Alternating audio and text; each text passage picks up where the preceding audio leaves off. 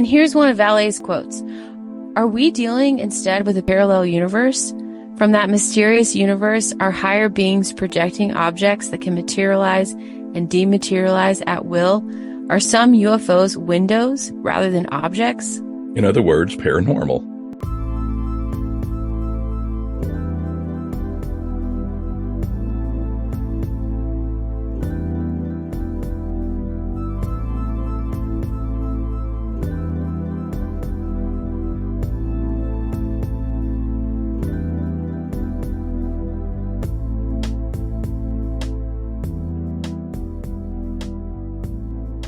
Hello, everyone. I'm Suzanne, and I'm here with John. Welcome to another episode of God and the Paranormal, a podcast exploring high strangeness from a biblical worldview.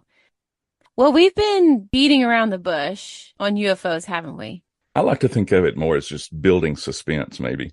We've actually looked at a cross-section of UFO sightings and alien abduction cases, and one overarching question keeps coming up: are these phenomena paranormal?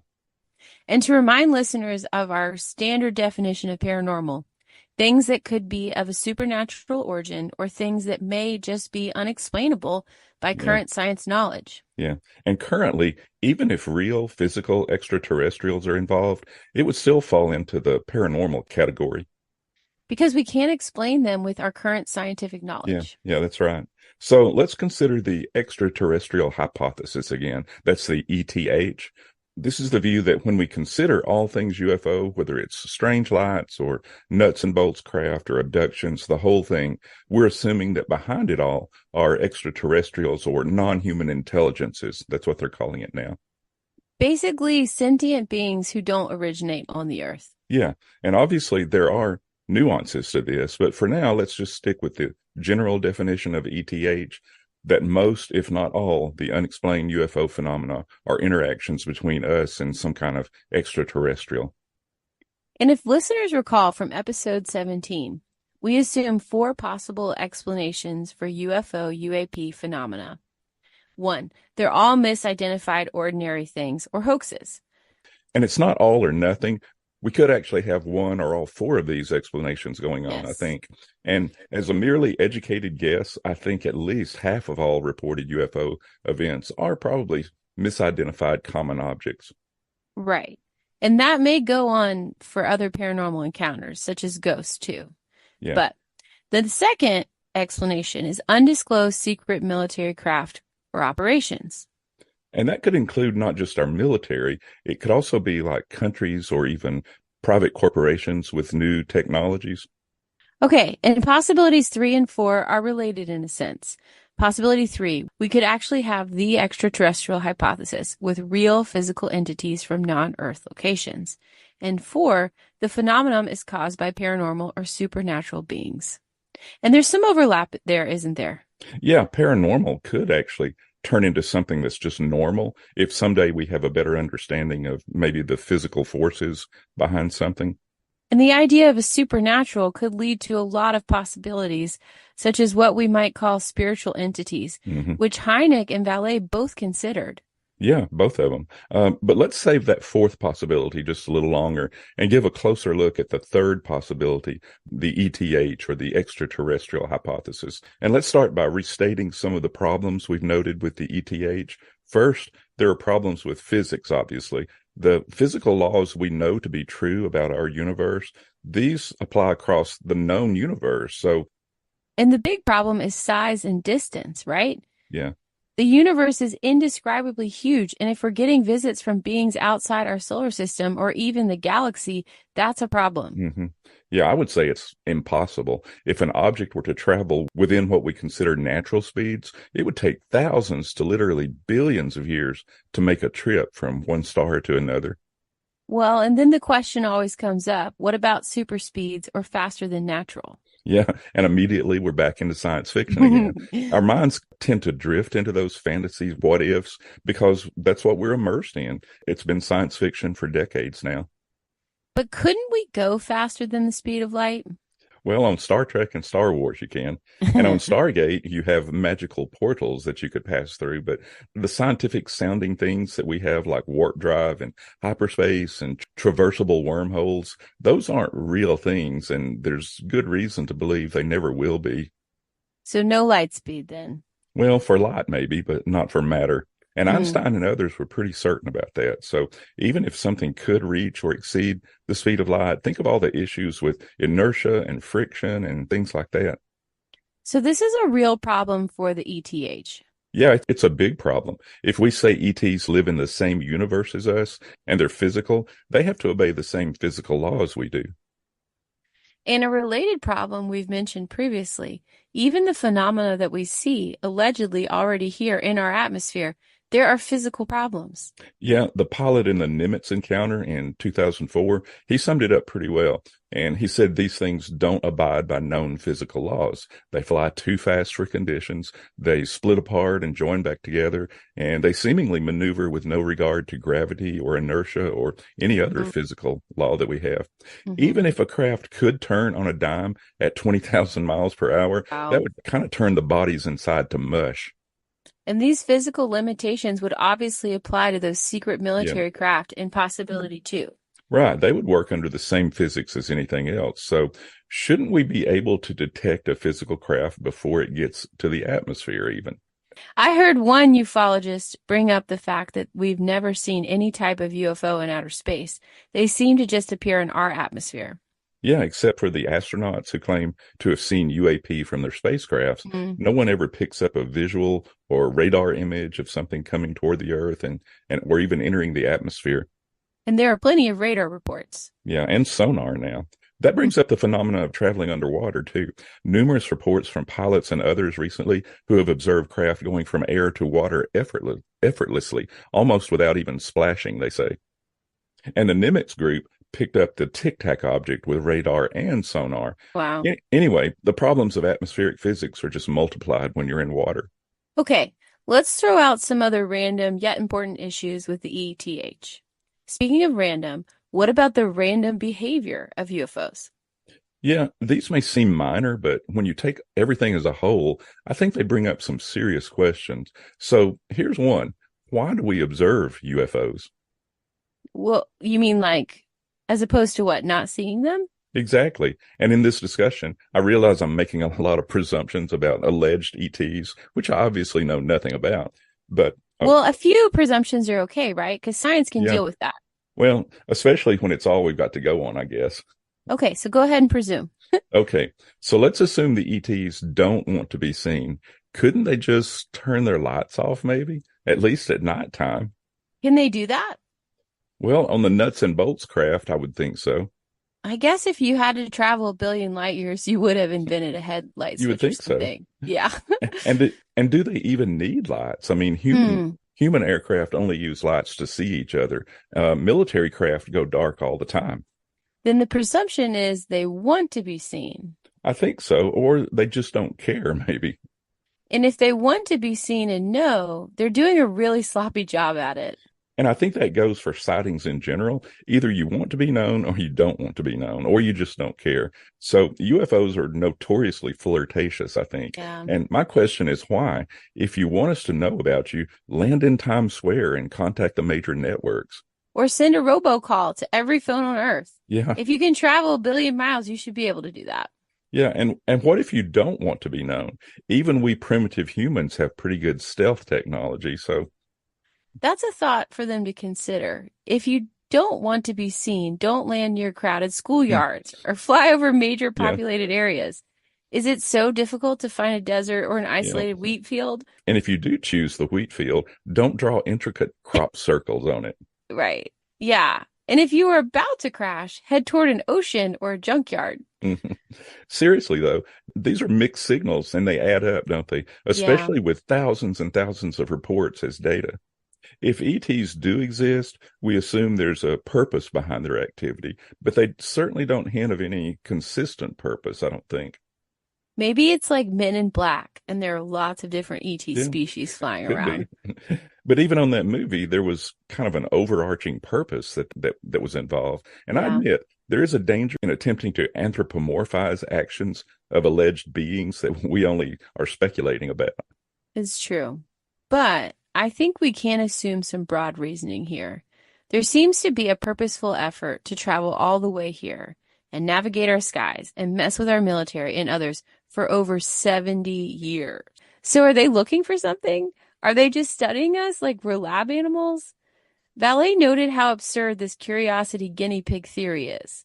Once again, the assumption is that to travel here in sophisticated spacecraft would take sophisticated technology. So how long does it take mega brains to study Earthlings? How many abductions does it take? Shouldn't advanced space travelers have all the info they need by now? Yeah, even Hynek has stated, quote, "It seems ridiculous that any intelligence would come from such great distances to do reportedly stupid things like stopping cars and frightening people." Yeah, and someone else said there are three reasons for ETs to come here, and I agree: either to study us or the Earth, or to kill us or use us for something, or to help us. Hmm. And after 7 decades, none of these seem to be panning out. No. And here's a few more things to consider. Almost all reports of the ETs themselves have them with humanoid features. If they Yeah. presumably evolved in a galaxy far, far away, what are the chances that they would even have the same body plans as humans? I mean, with heads, arms, legs, eyes, things like that. And even the sizes, why should we assume ETs are roughly human size? Couldn't they be an inch tall or 100 feet tall? hmm And even the alleged craft they travel in, basically human oriented, aren't they? So you mentioned landing in Times Square. I think that's another odd aspect of UFOs. When they are witnessed, it's almost always so random. People with no real clout politically or academically. hmm It's just like average people. Yeah. And when they communicate, why the cliche random advice that they give? Mm, Why can't it be something like on the movie, The Day the Earth Stood Still? Did you ever see that?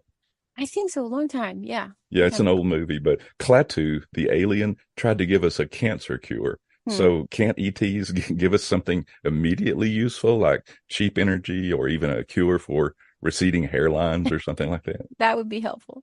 Yeah. But some people say, such as Grush, that we have received technology from ETs hmm and not just the reverse engineered stuff. Yeah. Do you think they gave us cell phones and social media just to distract us?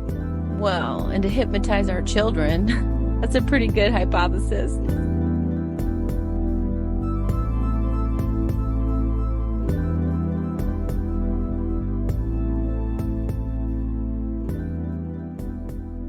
Okay, so ETH or not. Well, I think it does have too many problems. And as we mentioned, the more Hynek and Vallée observed UFO phenomena, the less they believed it was actually extraterrestrial. hmm I've read all of Hynek's and Valley's books, and it's really interesting to hear their thoughts on the ETH kind of evolve over the years. Yeah. Listen to one of Hynek's turning point comments here. He just comes right out and admits his view. Quote, "I have come to support less and less the idea that UFOs are nuts and bolts spacecraft from other worlds." Wow. And to remind listeners, he headed the Project Blue Book all those years and investigated thousands of Yeah, UFO cases. He was not an amateur. no, And here's one of Vallée's quotes. Are we dealing instead with a parallel universe? From that mysterious universe, are higher beings projecting objects that can materialize and dematerialize at will? Are some UFOs windows rather than objects? in other words, paranormal. Yeah. Yeah. Even science fiction writer Arthur C. Clarke chimed in on this. He said, quote, "One theory which can no longer be taken seriously is that UFOs are interstellar spaceships." Wow. To be honest, that probably didn't help with his book sales. No, no. And remember, none of these men were working from a biblical Hmm. perspective, yet they all started leaning toward paranormal and supernatural explanations. Here's another quote from Vallée.